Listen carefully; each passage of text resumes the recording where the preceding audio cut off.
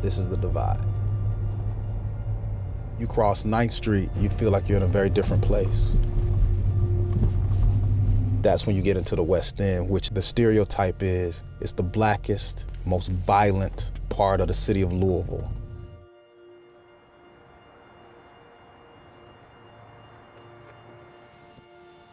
Michael Brown, Eric Garner, Tamir Rice.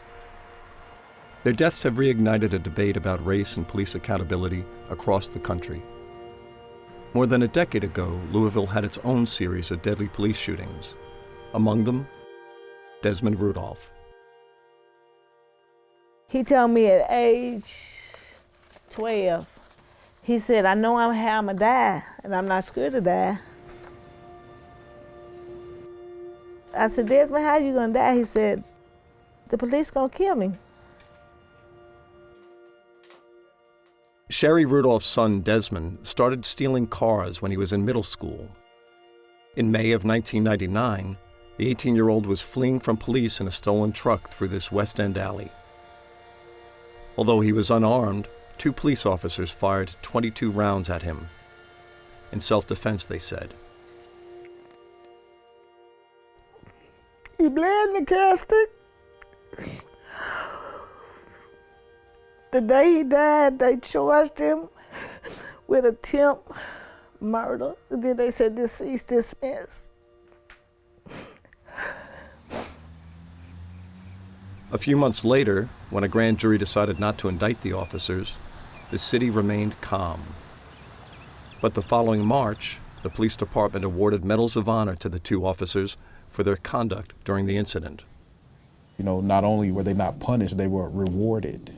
At the time, Dr. Ricky Jones was a young professor at the University of Louisville. Now he's the chair of Pan-African Studies. What message is that sending? You know, go out and shoot some more folk and you'll get an award.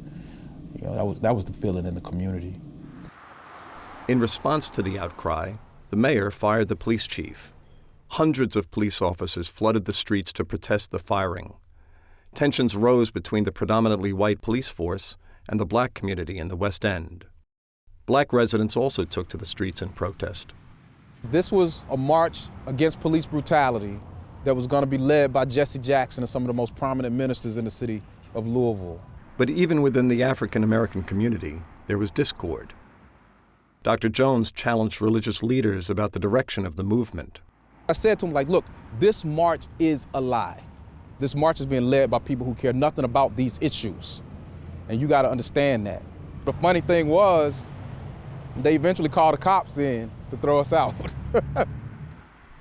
Organizers eventually came together, and some things improved as a result.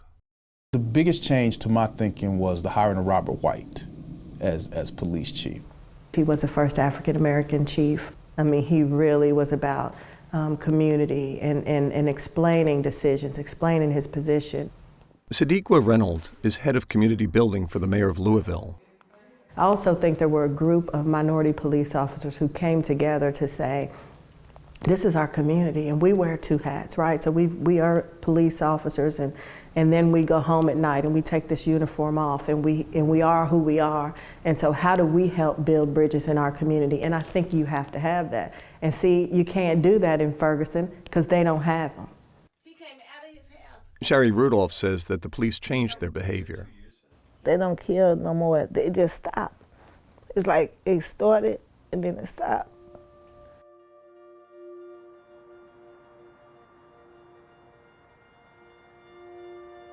I don't think anybody in Louisville needs to be celebrating as if they have crossed some finish line.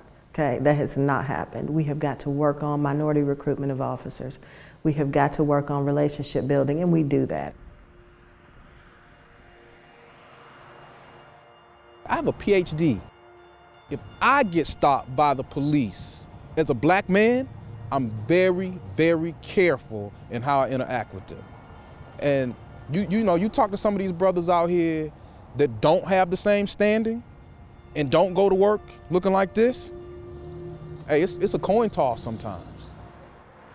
And in the years since Desmond Rudolph's killing, Dr. Jones finds it increasingly hard to maintain his optimism. You stay at it, but you don't think anything's gonna happen before you die. I mean, I was just over 30 then. I'm almost 50 now. So, and Ferguson is still happening. Tamir Rice is still happening. That's the biggest takeaway. We don't know what to do to stop it. We don't know how to respond. And that breaks your heart.